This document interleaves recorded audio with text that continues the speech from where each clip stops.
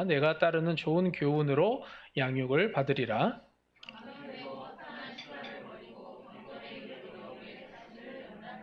육체의 연단은 약간의 유익이 있으나 경건은 범사에 유익하니 금생과 내생의 약속이 있느니라. 이를 위하여 우리가 수고하고 힘쓰는 것은 우리 소망을 살아계신 하나님께 둠이니 곧 모든 사람 특히 믿는 자들의 구주시라. 너는 이것들을 명하고 가르치라. 아멘. 예. 예수의 좋은 일꾼이라는 제목으로 함께 말씀의 은혜를 나누겠습니다. 우리 옆 사람하고 좀 인사하겠습니다.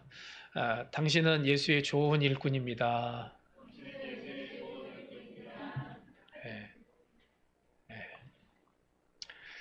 자, 오늘 말씀에 보면 그 예수의 좋은 일꾼, 이게 이제 핵심 키워드인데, 예수의 좋은 일꾼이 되려면 어떻게 되냐? 첫 번째는 디모데에게 이야기를 합니다.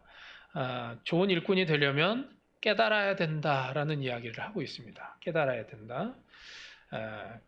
그리고 이제 두 번째로 얘기하는데, 경건에 이르도록 연단하라 이렇게 얘기를 합니다.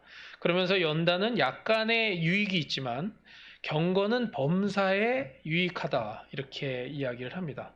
그래서 오늘 두 가지 좀 보려고 합니다. 먼저 첫 번째는 깨달음, 그리고 두 번째는 경건에 대한 이야기를 하도록 하겠습니다. 자, 깨달음입니다. 먼저 첫 번째, 우리는 깨달아야 됩니다. 근데 이 깨달음을 여러분들 그 인터넷에 검색을 해보면, 깨달음을 검색해보면 참 안타깝게도 기독교에 대한 이야기가 거의 없습니다. 깨달음을 치면 거의 99%가 뭐가 나오냐면 불교가 나옵니다. 스님의 이야기들이 나오고, 그리고 불교에 대한 이야기가 쭉 나옵니다. 제가 다시 검색을 또 해봤어요. 근데 또 똑같더라고요. 구글로도 검색을 해보고, 뭐 다음으로도 해보고, 뭐 하여간 검색을 해봤는데 이게 다 불교 용어, 그 불교의 깨달음. 여러분들 알다시피 그 불교는요, 깨닫는 게 이것밖에 없어요. 아, 그렇구나. 이게 끝이에요. 왜냐하면은 예전에 그 유명한 스님 있죠? 그 돌아가신 누구죠? 성철스님. 이분이 그렇게 얘기했어요. 자기는 중생에게 죄를 짓고 간다 이 얘기를 했어요. 책에 그렇게 써 있습니다. 왜 그랬냐면 완벽하게 깨달음을 주지도 못했을 뿐더러 그 깨달음을 준 것조차 그냥 지식적인 얄팍한 그 깨달음으로 끝냈다는 거예요. 결국에는 해결책을 내가 이야기하지도 못하고 나는 그냥 죄만 짓고 간다 이렇게 고백을 했어요. 솔직한 분이죠. 솔직한 분입니다. 불교에서는 그 정도밖에 되지 않습니다. 실제로 기독교가 진정한 깨달음을 줄 수 있어요. 진정한 깨달음. 그래서 히브리어에서는 야다를 씁니다. 야다, 알다를 쓸 때 야다를 쓰는데 그 야다는 뭐죠? 안다라는 의미지만 이거는 삶을 통하여서 영과 육과 혼을 통하여서 온전하게 그 모든 것을 통하여서 안다라고 얘기할 때 그걸 야다라고 얘기합니다. 여러분들 그 신앙도 마찬가지입니다. 깨달은 거 그냥 그렇구나 라고 하고 끝나버리면 아무 의미가 없습니다. 여러분들의 신앙에 도움이 되지도 않을 뿐더러 여러분들의 신앙 성장에 있어서 아무런 도움을 주지 못합니다. 자, 오늘 깨달음에 대해서 두 가지를 좀 보려고 합니다. 깨달음. 첫 번째는 염려입니다. 염려. 내가 주체가 되어서 미래의 욕구를 채우자 할 때 생기는 마음이 염려입니다. 염려는 미래의 일들에 대해 내가 스스로 통제하고자 하는 마음을 가질 때 생깁니다. 우리 모두는 행복하기를 원하고 늘 행복하기를 바랍니다. 그죠? 인간의 기본적인 욕구죠. 행복하기를 바라는 거. 이건 너무나도 자연스러운 그런 현상입니다. 자, 여러분들에게 질문 하나 던지겠습니다. 여러분들 금요일이 좋으신가요? 일요일이 좋으신가요? 제가 주일이라고 얘기 안 합니다. 금요일이 좋으신가요? 일요일이 좋으신가요? 일하시는 분들이 더 생각을 해보셔야 돼요. 보통 한국에서는 불금이라고 얘기하죠. 금요일을 더 선호합니다.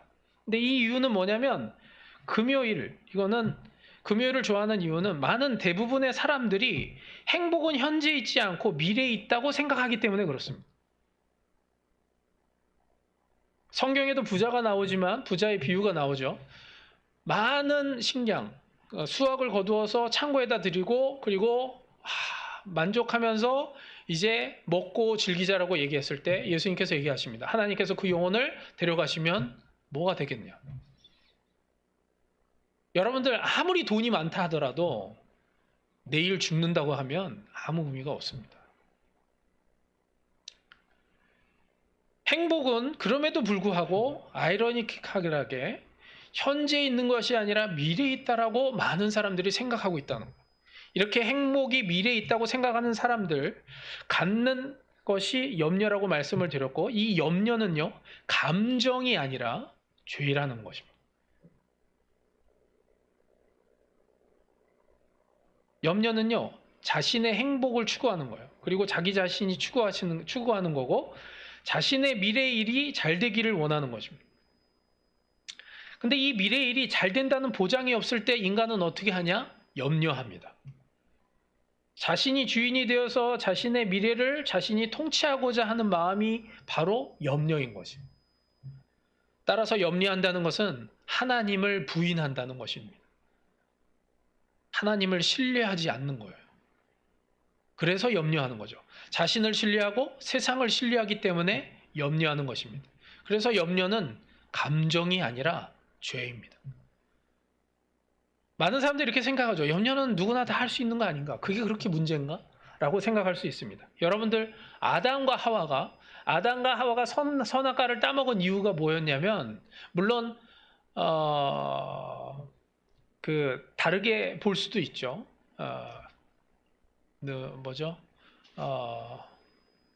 교만이라는 죄로 먹었다고 이야기할 수도 있습니다. 그러나 가장 문제는 뭐냐면 염려예요. 염려. 교만이라고 하는 것은 어떤 자기의 성품에서 오는 어떤 모양일 수 있지만 내면적인 부분에 있어서의 해당되는 것은 염려입니다. 사단이 뱀이 속이죠. 선악과를 먹으면 하나님처럼 될까봐 그런다라고 얘기를 합니다. 그러자 아담과 하와에게는 무엇이 오냐? 처음에 하와였죠. 하와에게 무엇이 찾아왔냐면 염려가 찾아오는 거예요. 우리가 하나님처럼 되지 않으면 이 에덴 동산에서 그냥 죽도록 우리는 고생만 하는구나. 하나님은 인간에게 다스리는 축복을 주셨다고 얘기하지만 인간 쪽에서 생각할 땐 뭐라고 하냐면 우리는 죽도록 그냥 여기서 이거 관리만 하다가 죽는 인생인가 보다. 이렇게 생각이 드는 거죠. 염려가 되는 거예요. 여기서 벗어나려면 하나님이 되는 것밖에 없다. 신이 되는 것밖에 없다. 그래서 뱀의 유혹에 넘어갑니다. 그래서 그 유혹, 염려 때문에 온 그 유혹에 넘어가 결국엔 선악과를 따먹고 마죠. 자, 마태복음 6장 33절, 34절을 함께 읽겠습니다.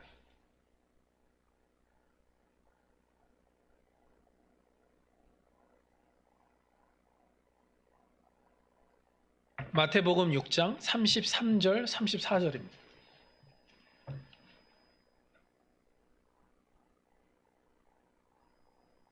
자, 우리가 잘 아는 말씀이죠. 마태복음 6장 33절, 34절. 시작. 그런즉 너희는 먼저 그의 나라와 그의 의를 구하라. 그리하면 이 모든 것을 너희에게 더하시리라. 그러므로 내일 일을 위하여 염려하지 말라. 내일 일은 내일이 염려할 것이요 한날의 괴로움은 그날로 족하니라. 아멘. 여러분들 여기 얘기하죠. 내일을 위하여 염려하지 말라. 내일 일은 내일이 염려할 것이요 한날의 괴로움은 그날로 족하니라. 그렇게 얘기하고 있습니다. 여러분들 법을 아시겠지만 법에는 하라는 얘기보단 하지 말라는 얘기가 더 많습니다. 하지 말라. 그죠? 거의 대부분 그럽니다. 이렇게 하면 안 된다라는 이야기를 하는 항목이 더 많습니다. 빨간불은 건너면 안 된다. 그죠? 하여간 이 법에 보면은 하지 말라는 얘기가 많은데 그것을 어겼을 때는 반드시 벌금이라든지 뭐 징역이라든지 이런 걸 해야 되는 거예요. 십계명에서도 똑같습니다. 십계명에서도 부모를 공경하라, 뭐 살인하지 말라, 간음하지 말라, 도적질하지 말라. 이 인간관계 속에서 하지 말라는 얘기가 더 많아요. 그죠? 하지 말라. 이거는 해도 되고 안 해도 되는 문제가 아니라 해서는 안 된다라는 얘기예요. 지금 여기 34절 보세요. 그러므로 내일을 위하여 염려하지 말라. 이 이야기는 해도 되고 안 해도 된다는 얘기가 아닙니다. 오늘은 염려를 하면 안 되는 날이고 내일은 조금 염려해도 돼가 아니라는 거예요. 내 상황에 맞춰서 염려를 할 수밖에 없다라고 내가 단정 짓거나 내가 결정할 수 없는 거예요. 염려하지 말라는 얘기는 해서는 안 된다는 얘기예요. 예수님이 지금 그렇게 말씀하시고 계시는 거예요. 염려는 절대로 해서는 안 되는 것이다. 이 이야기를 하고 있는 겁니다. 여러분들이 비행기를 타고 가요. 비행기를 타고 가는데 여러분들이 갑자기 불안하고 염려가 된다고 여러분들이 갑자기 기장이 있는 문을 박차고 들어가서 내가 운전을 하겠다 이렇게 얘기하면 되겠습니까? 안 되죠. 아마 미쳤다고 그럴 거예요. 그리고 들어가지도 못하고 아마 거기서 수갑에 채워진 채 여러분들이 생각하는 목적지까지 가지 못하고 아마 중간에 내리거나 아예 처음부터 그랬다면 아예 가지도 못하고 내려질 거예요. 여러분들의 인생은 하나님께 달려있는 겁니다. 하나님께 맡겨야 되는 거예요. 아멘. 여러분들이 염려할 문제가 아니라는 거예요. 여러분들의 인생은 여러분들은 하나님께 맡기는 거예요. 염려는 해서는 안 될 것이고 그리고 그것은 함으로 말미암아 여러분들에게 좋은 일이 없다는 거예요. 다 손해만 될 뿐이에요. 그래서 예수님께서 우리들에게 말씀하셔요. 염려는 하지 말라. 염려하지 말라. 내가 정말 하나님의 자녀라면 나의 마음속에 사라져야 될 게 뭐냐면 염려예요. 근데 제가 지금 염려에 대한 이야기를 하고 있는 이유는 뭐냐면 이 염려가 그 다음에 나오는 항목과 이어져서 그렇습니다. 제가 왜 이 이야기를 하는지 아십니까? 지금 이것에 대한 이야기를 잘 안 해요. 정확하게 이야기를 안 합니다. 그래서 많은 크리스찬들이 헷갈려요. 헷갈리는 게 아니라 잘 모르니까. 어떻게 해야 되는지를 모르는 거예요. 그냥 해도 되고 안 해도 되고 이렇게 생각을 하는 거죠. 절대 해서는 안 되는 거예요. 여기와 연관되는 게 뭐냐? 안식입니다. 안식이에요. 안식은 여러분들 보세요. 안식은 접근하는 방식이 다릅니다. 이렇게 설명하시는 분들 보면은 거의 대부분이 성경에서 그렇게 쓰여 있기 때문에 그런지 몰라도 쉬느냐 안 쉬느냐에 자꾸 거기에 집착을 합니다. 그래서 쉬냐 안 쉬냐.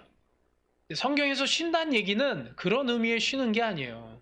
그러니까 제가 설명을 해드리면 여러분들이 확 다가오실 거예요. 자, 여러분들이 쉬는 날 여러분들 뭐 하죠? 여러분들 쉬는 날 뭐 합니까? 아무것도 안 하고 그냥 누워서 하루 종일 보내시는 분 있어요, 없어요? 거의 없죠. 물론 그럴 수 있어요. 너무 피곤해가지고 진짜 오늘은 아무것도 안 하고 그냥 집에만 있어야 되겠다. 그런 경우 있죠. 그러나 거의 대부분은 쉬는 날 뭐 하죠? 여행을 가는 경우가 많습니다. 특히 연휴가 되면 이렇게 쉬는 날이 많죠. 그럼 거의 대부분 여행을 가요. 자, 여러분들 물어보겠습니다. 여행을 갔다 오시면 여러분들 피곤이 샥 풀립니까? 어때요? 이번 여행 너무 그냥 모든 피로가 다 풀렸다. 그래서 여행을 가나요? 여러분들 가족끼리 여행 가면요, 부모는요 더 힘들어요. 애들 때문에. 근데 부모가요 애들 데리고 갑니다. 왜 가죠? 그때밖에 없기 때문에 그래요. 그때의 추억을 남기고 싶어서 그런 거예요. 여러분들 안식을요 쉬냐 안 쉬냐로 접근하면 이건 해답이 없어요. 여러분들 보세요. 하루에 몇 시간 자면 피곤이 풀릴까요? 8시간 자면 피곤이 풀릴까요? 10시간 자면 피곤이 풀릴까요? 아니면 12시간 자면 피곤이 풀릴까요? 자도요 피곤은 안 풀려요. 더 자고 싶어요. 이건 쉬고 안 쉬고의 문제가 아닙니다. 안식은 그런 문제로 접근해서는 될 문제가 아니에요.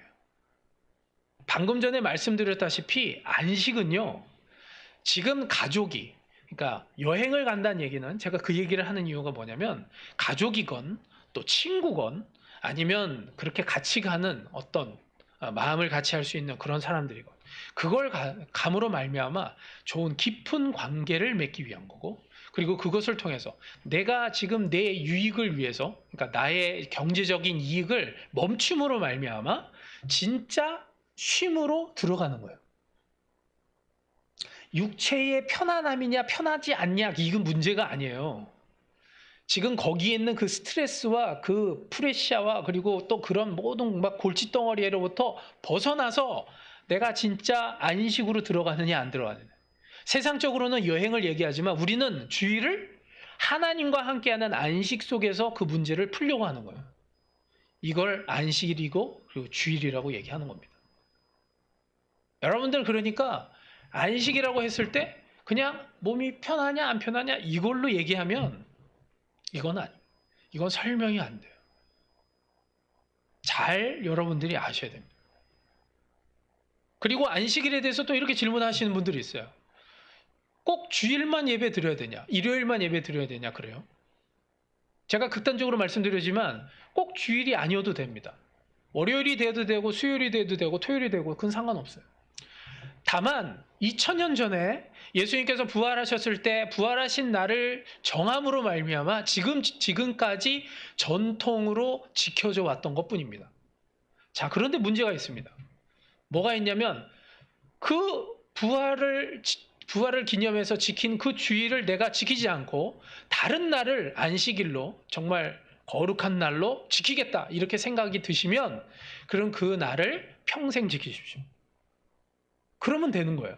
그러나 거의 대부분 이런 질문을 하시는 분들의 경향은 뭐냐면 내가 월요일 날 편하면 월요일 날 예배 드리고 싶고 수요일 날 편하면 수요일 날 예배를 드리고 싶고 토요일 날 내가 조금 여건이 좋으면 그날 예배를 드리고 싶어 한다는 것이 문제인 것입니다. 그게 문제예요. 그러니까 여러분들 잘 생각하세요. 내가 주일이라고 하는 것을 내가 한번 정하면 그것이 평생토록 그날을 거룩하게 지키도록 내가 해야 되는 거예요. 그런데 그렇지 않고 내 마음대로 월요일 날 했다, 수요일 날 했다. 그러니까 어떤 이상한 분은요, 매일이 주일이라고 또 이렇게 얘기하세요. 그래서 참 자기가 정하는 그러니까 이런 거는요, 그냥 내 마음대로 하겠다는 거예요. 그러니까 그거는 결국에 뭐가 되는 거죠? 내가 주인인 거예요. 내가 주인. 내 삶의 주인은 내가 아니에요. 하나님이시지. 조종을 하나님께 맡기고 나는 그곳에서 하나님이 인도하신 바에 순종하면서 따라가는 게 크리스찬의 인생이지, 내가 내 삶을 주관해서 가겠다, 그건 아까 얘기했던 염려와 연관되는 문제입니다. 결국에는 이 모든 것, 염려, 안식에 대한 이 모든 문제는 다 연관이 되어 있어요. 주일을 주일답게 안식할 수 없는 이유가 뭐냐면 지금의 시대를 보면 시장 이데올로기가 있기 때문입니다. 애덤 스미스가 이미 말했지만 여러 필요와 욕구 생성에 의존하는 이러한 필요와 욕구는 우리를 끝없이 쉬지 못하게 하고 충족을 느끼지 못하게 하며 만족을 모르게 하여 욕구를 채워줄 만한 것을 끝없이 추구하게 만든다고 이야기를 합니다. 불안을 야기하는 무한 경쟁이 난무하는 현대의 상황에서 삶과 인생을 염려하게 하여서 온전한 안식을 누리지 못하게 만듭니다. 자, 이 이야기는 다시 구약으로 넘어가면 이집트 시대 때부터 시작이 됐습니다. 이스라엘 백성들이 이집트에서 노예 생활을 했을 때는 쉼이 없었어요. 그때는 무한 생산 시스템입니다. 쉬는 날이 없이 매일매일 일을 해야 됩니다. 쉬는 날이 없어요. 근데 하나님께서 그 쉬는 날이 없는, 여기서 쉰다는 얘기는 안식을 얘기하는 겁니다. 안식이 없는 이스라엘 백성들을 모세를 통하여서 광야로 끌어내십니다.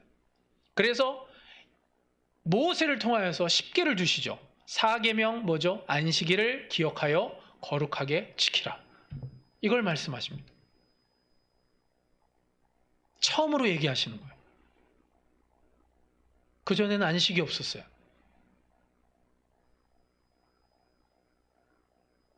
이스라엘 백성들이요, 그걸 듣고 안식일을 지키기 시작합니다. 안식이 무엇인지를 이제 생각하기 시작했어요. 지금까지는 무한 경쟁 시스템, 무한 생산 시스템, 그리고 또 무한 경쟁 시스템에서 살아남으려는 그러한 노예 근성만 가지고 살았어요. 어떻게 해서든지 내가 살아야 돼. 그런데 하나님이 모세를 통해서 끌어내셔서 광야에서 안식에 대한 의미를 가르치고 예배에 대한 것을 가르치기 시작합니다. 그러죠? 그런데도 불구하고 이스라엘 백성들은요, 자꾸 어떻게 하냐면 그렇게 안식을 가르쳤음에도 불구하고 이집트로 회귀하려고만 하는 거예요. 그러니까 뭐냐면 우리들은 무한 생산 시스템이 좋다 이거예요. 그냥 잘 먹으면 돼 이거예요. 잘 먹으면 안 쉬어도 돼. 잘 먹으면 돼. 요즘하고 다를 게 없어요. 여러분들 잘 생각해 보세요. 지금의 시대와 별반 다르지 않습니다. 잘 먹기만 하면 쉬지 않아도 돼. 안식 없어도 돼. 똑같이 돌아갑니다. 근데 우여곡절 끝에 가나안 땅에 들어갑니다. 1세대들이 망하고 2세대들이 들어갑니다. 그래서 하나님께서는 제사장 레위 족속을 통하여서 그들에게 바로 가르치고 그들이 제사장 민족으로 살으라고 얘기하죠. 그러나 이들은 계속해서 그 가운데서 하나님을 경외하고 하나님께 제사를 드리지만 또다시 이 우상에게 관심을 갖기 시작합니다. 여러분들 그때 당시에 우상 숭배라고 하는 것은요, 단순한 문제가 아닙니다. 그냥 여러분들이 뭐 우상이다 그러면 여기 뭐 지금 같은 시대에 뭐 신사 뭐 절 이래가지고 가가지고 내가 필요할 때 가가지고 잠깐 가서 뭐 돈 주고 부적 사고 그리고 딱딱 뭐 이렇게 하고 그냥 오면 되는 이런 게 아니에요. 우상 숭배 제사 다 똑같아요. 아침부터 저녁까지 얼마나 긴 시간 동안 준비하고 그 일들을 해야 되는지 몰라요. 여러분들이 예배드리는 지금 이 시간 1시간 정도로 끝날 문제가 아닙니다. 자, 그렇다고 생각하면 여러분들 그때 당시 이스라엘 백성들이 하나님도 섬기고 우상도 섬긴다고 생각하면 일주일 내내 계속해서 제사에 대한 생각만 가져야 돼요. 준비하는 것부터 시작해서 여러분들 아마 뭡니까? 여행을 갈 때 그냥 일주일 동안 아무 생각 없다가 그 다음날 토요일 날 뭐 예를 들어서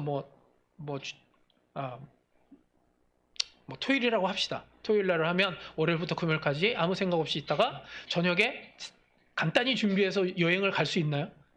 그러지 않죠. 계속 생각해요. 그 여행지, 거기서 뭐가 필요한지, 뭘 어떻게 해야 될지. 혹시 추울까봐 또 두꺼운 옷도 챙겨야 되고 또 여러 가지 것들을 생각하게 되어 있습니다. 제사를 지내는 거, 우상 숭배하는 것도 간단한 문제가 아닙니다. 이스라엘 백성들이 그걸 감수하면서 그걸 했다는 거예요. 왜 그래요?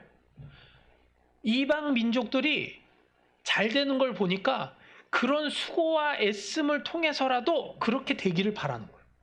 그러니까 예를 들어서 이런 거죠. 여러분들 주위에 있는 사람들 중에 누가 좀 더 잘 나가요.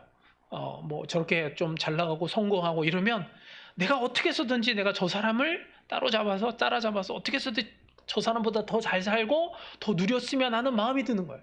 그래서 어떻게 하죠? 어떻게 하면 그렇게 될까를 생각하죠. 그러다 보면 계속 어떻게 되죠? 주일에 집중을 못합니다. 예배에 집중이 안 되는 거예요. 계속해서 그 생각만 드는 거예요. 그래서 예배도 합리화가 되는 거예요. 상대화를 시켜버리는 거예요. 그냥 예배 시간에도 계속 그 생각을 해야 되는 거예요. 계속해서. 미국에서 어떤 분이 그랬다는 거예요. 그 사업을 하시는 분인데 이분이 장사를 하는가 봐요. 그랬더니 자기는 프로테스탄트인데 옆에 루터교 교회에 거기에 고객들이 많아요. 근데 보니까 거기가 조금 예배 시간보다 빨리 끝나요. 여기보다. 그러니까 이분들은 계속해서 머릿속에 생각하는 거예요. 빨리 예배가 끝나야 되는데 예배가 빨리 끝나야 되는데 그러다가 축도를 하는 스kit이 바로 그냥 나가버려요. 그래가지고 빨리 가서 장사 준비하는 거예요. 예배에 집중이 안 되는 거예요. 뭐하러 예배를 드리러 오는지 모르겠어요. 똑같은 겁니다. 똑같은 거예요.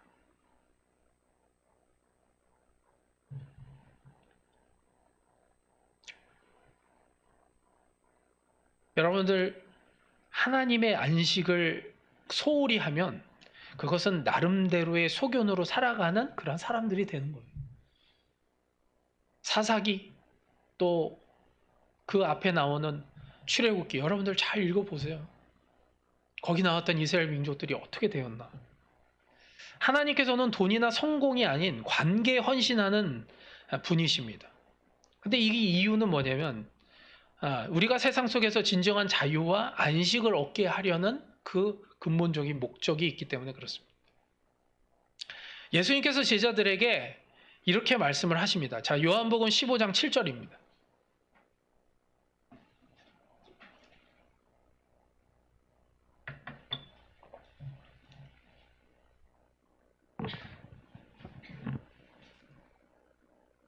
요한복음 15장 7절입니다.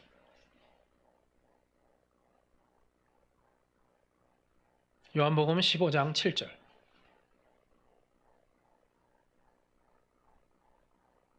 자, 함께 읽겠습니다. 시작. 너희가 내 안에 거하고 내 말이 너희 안에 거하면 무엇이든지 원하는 대로 구하라. 그리하면 이루리라. 아멘. 예. 우리들은 뒷부분에 더 관심을 가져요. 뭐죠?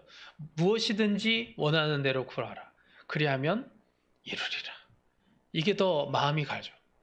그러나 예수님이 원하시는 건 그 앞부분에 있습니다. 너희가 내 안에 거하고 내 말이 너희 안에 거하면. 그러니까 그것이 되냐 안 되느냐에 따라서 무엇을 구하는 것에 따른 그러한 응답이 있겠다라는 이야기를 하는 거예요. 우리가요, 이 예수님 안에 거하고 예수님의 말씀이 우리 안에 거한다는 얘기는 진정한 안식을 내가 누리고 있느냐라는 문제입니다. 내가 진정한 안식을 누리고 있느냐, 불안해하지 않느냐, 염려하고 있지 않느냐. 성경에서 뭐라고 그래요? 염려하지 말라. 그러죠? 그리고 뭐래요? 너희 구할 것을 감사함으로 하나님께 아뢰라. 이렇게 얘기합니다. 그 모든 지각에 뛰어난 하나님이 우리의 생각과 마음과 생각을 지켜주신다 그랬어요. 응답에 네가 기도하는 거를 들어주신다라고 얘기하기 전에 뭐라고 얘기하냐면 생각과 마음을 지켜주신다. 그 얘기하시는 거예요. 진정한 안식을 주겠다 이 이야기예요. 진정한 안식. 여러분들 고대 시대나 지금이나 똑같습니다. 고대에도요, 귀족들이 몇 %였는지 아십니까? 인구의 유럽을 얘기합니다. 유럽에서 귀족들은 5% 미만이었어요. 거기 중에 평민들이 한 15%에서 20% 정도 됐고요. 나머지는 다 노예였습니다. 여러분들 지금도 똑같습니다. 지금도 세상의 거의 대부분의 부를 가진 사람들은 다 5% 안에 들어가 있습니다. 그리고 나머지 모든 사람들은 죽어라고 일을 합니다. 그러나 부자가 될 가능성은 거의 없습니다. 아무리 여러분들 죽어라고 일하고 해봐도 그 사람들 안에 들어가는 건 거의 불가능해요. 너무 제가 절망적으로 얘기했나요? 그러나 그게 현실이에요. 근데 여러분들 아셔야 돼요. 우리가 그 안에 들어갈 것을 목표로 하면 안 됩니다. 그들의 불을 끌어내려야 돼요.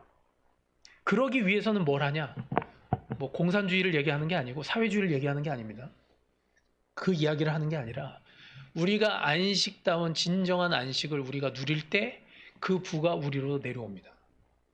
자연스러운 거예요. 콘스탄틴 대제가 밀라노 칙령을 통해서 기독교를 했을 때도 똑같은 현상이었습니다.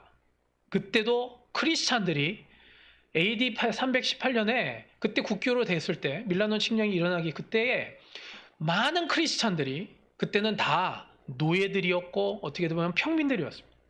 이런 사람들이 신앙을 굳건히 지켰습니다. 근데 이 사람들이 너무나도 신실하게 신앙을 지키고 또 그렇게 생활을 했기 때문에 많은 사회의 시스템이 그 사람들의 그 형식으로 흡수되기 시작했어요. 그래서 그들이 생활하는 그 생활 패턴에 맞춰주게 되었습니다. 그래서 어떻게 할 수가 없어요. 그래서 주일이 된 거예요. 쉬게 된 거예요. 그 사람들이 크리스찬들이 처음에 주일을 부활한 날을 지켰어요. 그때는 토요일이 쉬었다고 그러는데 그런데 이 사람들은 주일을 쉬는 거예요. 일요일을 쉬는 거죠. 그러다 보니까 토요일 날 안 쉬고 주일로 넘어오게 됩니다. 여러분들 우리가요 하나님의 말씀에 따라서 하나님의 그 안식을 우리가 누리면서 살게 되면 결국에는 똑같아요. 저 위에 있는 사람들, 그 많은 사람들은 계속 우리를요, 일을 하게 만들어요. 더 일을 하게 만들어요. 더 일을 하라고 그러고, 야근을 하라고 그러고, 그리고 더 열심히 하라고 그러고, 계속해서. 또 뭘 어떻게 하죠? 꼬시죠. 보너스를 더 준다고 그러고, 그리고 연봉을 조금 더 올려준다고 그러고, 그들이 갖고 있는 부에 치면, 부에 비하면 아무것도 아닌데, 우리를 조금씩 꼬시는 거예요. 그 조금 더 주겠다. 근데 거기 우리가 속아가지고, 막 거기서 그걸 막, 그 새들이 막 주둥이를 내밀고 막 받아먹는 것처럼 그 받아먹겠다고 막 그러고 있는 거예요. 그러지 말아야 된다는 거죠.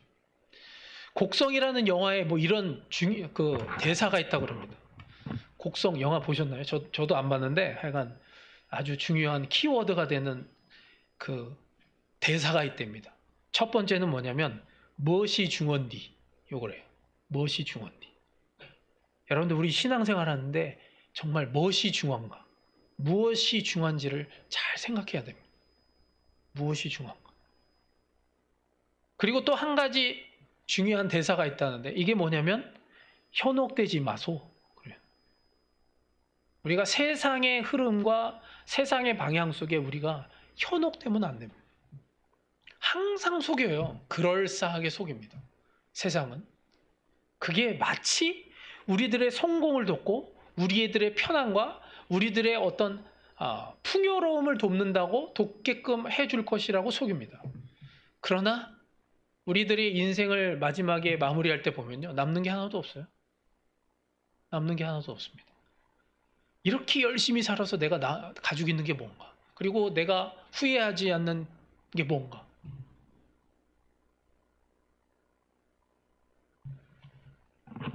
그 1989년입니다. 1989년. 프랑스 오픈 테니스 대회가 있었습니다. 기억하시는 분들이 있을 거고 또 그렇지 않은 분들도 있을 텐데 그때 프랑스 오픈 우승한 사람이 누구였냐면 마이클 창입니다. 마이클 창. 대만계 미국인이에요. 마이클 창. 아마 잘 모르시는 분들이 있을 텐데 니시코리 케가 있죠. 일본의 그 테니스 선수. 얼마 전까지 코치를 했던 사람입니다. 근데 이 마이클 창이요. 1989년 그때에 그 16강에서 세계 1위와 만납니다. 세계 1위. 그때 마이클 창의 나이는 17세였어요. 17세 하고 제가 정확히 찾아보니까 3개월. 17세 3개월이었습니다. 근데 그때 하는데 2대1로 세트 스코어 지고 있었어요. 근데 그러는 중에 이제 갑자기 쥐가 난 거예요. 지고 있는데 쥐가 났어요. 그래가지고 이제 타임을 하고 이제 마사지를 받죠. 보통 몇 분 이제 시간을 달라 그래서 마사지를 받고 옵니다. 근데 쥐가 한번 나면요 이거 잘 안 풀리죠. 근육 경련이니까 이게 다시 하기가 힘들어요. 근데 막 쩔뚝쩔뚝하면서 왔어요. 근데 이제 와가지고 계속 하겠다는 거예요. 아마 니시코리 K 같았으면 아마 기권을 했을 것 같아요. 근데 이 마이클 창은 기권을 안 합니다.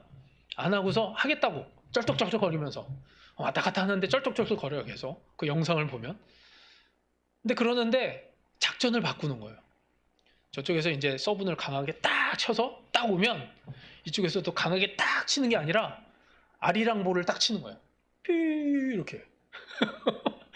그러니까 저쪽에서 이것도 뭐야? 그러면서 또 세게 딱 쳤어요. 그랬더니 갑자기 뿌또 이렇게 쳐요. 그러니까 짜증나잖아요. 이게 한두 번도 아니고 계속 이게 몇십 번 왔다 갔다 하다 보면 이게 내가 지금 뭐 하고 있나 이런 생각이 들잖아요. 결국에 거기 말려가지고 2대2가 됩니다. 거기 말려가지고. 그리고 나서 또 이제 3대 이제 마지막 한 번 더 이겨야 되잖아요. 이제 그렇게 되는데 이제 그때까지도 이게 풀리질 않아가지고 이게 막 쩔뚝쩔뚝 거리고 있어요. 근데 이제 지고 있는 상황이에요. 서브권도 또 상대방이에요. 그러다가 이제 매치 포인트까지 어떻게 막 갔어요. 그 뭐 다 여러분들 영상 보면 되니까. 근데 이제 마지막 한 점이에요. 그리고 서브도 또 상대방이에요. 그러니까 유리할 게 없는데 이 마이클 창이 갑자기 서브를 받으려고 뒤에 있는 게 아니라 그 중간이 있죠. 여기 중간에 거기로 갑자기 걸어서 나가는 거예요. 그러니까 갑자기 이 상대방 성수가 저기 심판한테 뭐라고 막 그래요. 쟤 왜 막 갑부까지 나오냐고. 근데 규정에 따르면 반칙은 아니래요. 근데 반칙은 아닌데 막 앞에 나오니까 쟤는 아까도 막 아리랑 뿔로 막 이렇게 사람들 신기를 돋구더니 또 이제 마지막에 또 저기 또 앞에까지 나와가지고 그래서 막 뭐라고 얘기했나 봐요. 뭔 얘기를 하는지 잘 모르겠는데. 근데 그러다가 이제 서브를 넣었는데 폴트가 된 거예요. 첫 번째. 근데 또 이제 다시 한번 이제 또 한다고 서브를 넣었는데 거기에 말려가지고 다시 폴트가 돼가지고 바깥에 나가가지고 마이클 창이 이겨버린 거예요. 근데 제가 이 말씀을 왜 드리냐면 여러분들 우리가요 이렇게 세상을 바라보면 모든 게 우리가 질 조건이에요. 이길 조건이 아니에요. 그러니까 항상 우리는 거기에 대해서 무슨 얘기를 하냐면 이러니까 안 된다라고 자꾸 이야기하고 싶은 거예요. 이래서 힘들고 이래서 어렵고 이래서 안 된다. 그런데 이 마이클 장이 이렇게 얘기하는 것, 이게 이제 사자성어는 아니고 이런 글이 있습니다. 궁즉변, 병즉통이라는 단어가 있어요. 그런 말이 있습니다. 이게 뭐냐면 궁지에 몰리면 어떻게 해야 되냐면 내가 변해야 된다. 그래야 통한다 이런 얘기예요. 근데 내가 그대로 똑같이 하면 안 된다는 거예요. 해왔던 대로 하면 안 된다는 거죠. 내가 변해야 된다는 거예요. 여러분들 우리가 세상 속에서 우리가 이기려면 어떻게 되냐? 그것을 이기려면 내가 변해야 돼요. 우리는 자꾸 세상에 맞추려고 그러죠. 우리가 변해야 돼요. 우리가 신앙 안에서 변해야 됩니다. 성장해야 되고 성숙해야 돼요. 그래야 세상이 우리에게 따라올리는 거예요. 마이클 창에게 그 세계 1위가 말린 것처럼 우리가 바뀔 때 세상이 우리에게 말려들어요. 우리가 변해야 됩니다. 아멘? 그대로 가면 안 된다고. 그대로 우리가 말리게 돼 있어요. 우리가. 월터 브루그만은 이렇게 얘기합니다. 안식일은 단지 기운을 다시 되찾는 멈춤이 아니라 변화를 일으키는 멈춤이다. 이렇게 얘기합니다. 우리가 변해야 되는 거예요. 우리가. 자, 두 번째입니다. 큰 두 번째. 시간이 다 갔네요. 두 번째. 경건에 힘써야 됩니다. 경건에. 우리가 경건에 힘써야 돼요. 자, 경건에 힘써야 되는데, 자, 말씀을 좀 찾아보겠습니다. 사도행전 10장 1절에서 2절입니다.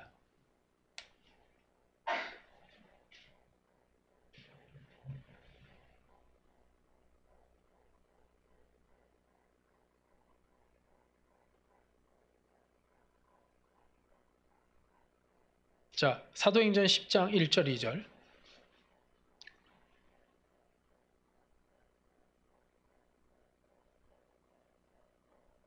자, 함께 읽겠습니다. 시작. 가이사랴에 고넬료라 하는 사람이 있으니 이달리아 부데라 하는 군대의 백부장이라. 그가 경건하여 온 지방과 더불어 하나님을 경외하며 백성을 많이 구제하고 하나님께 항상 기도하더니. 아멘.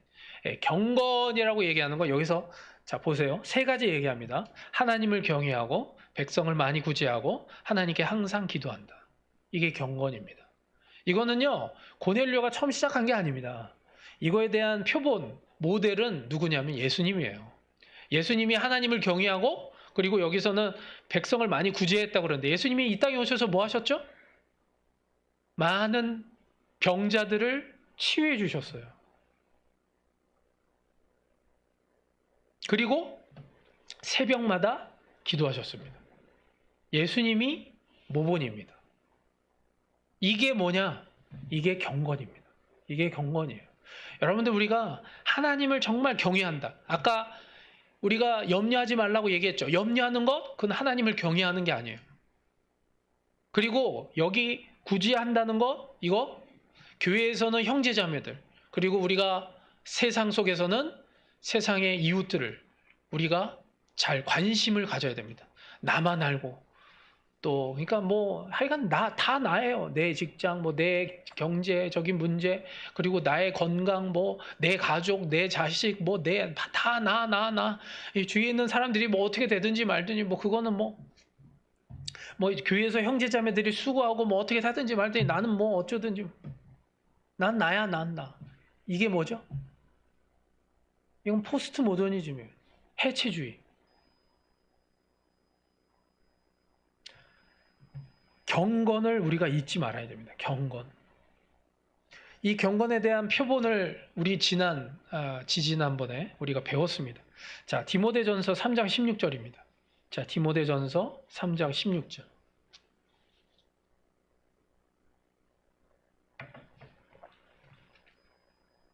디모데전서 3장 16절입니다. 자, 함께 읽겠습니다. 시작.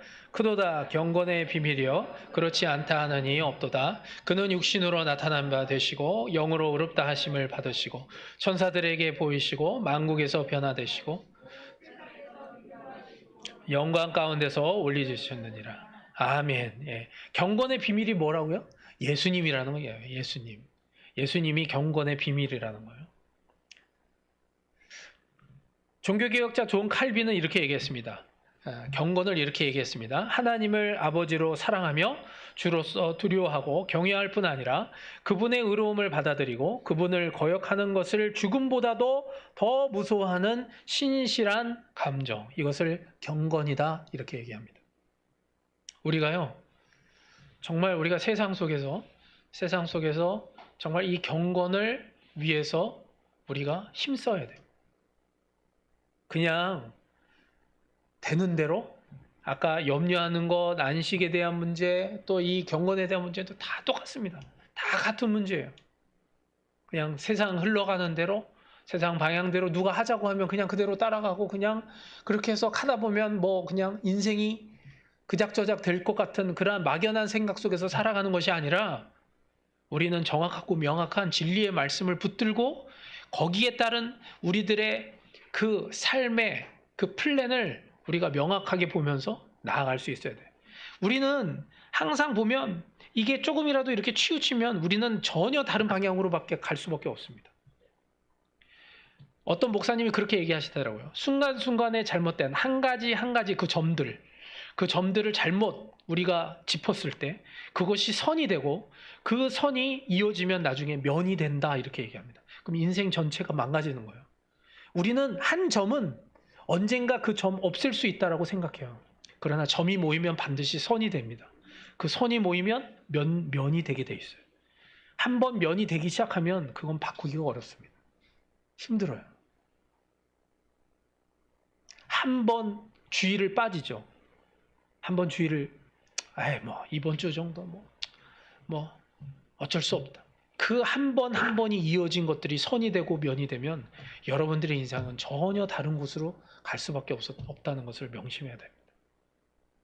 안식다운 안식을 우리가 지켜내지 못하고 우리가 염려하지 않는 것. 한 번의 염려, 두 번의 염려 쌓이면 그것도 문제예요. 또 여기 경건도 똑같습니다. 우리가 최선을 다해서 이 경건의 모습을 우리가 지켜내가지 않고 경건으로부터 멀어지면 멀어질수록 우리들의 삶은 예수님으로부터 멀어질 수밖에 없습니다.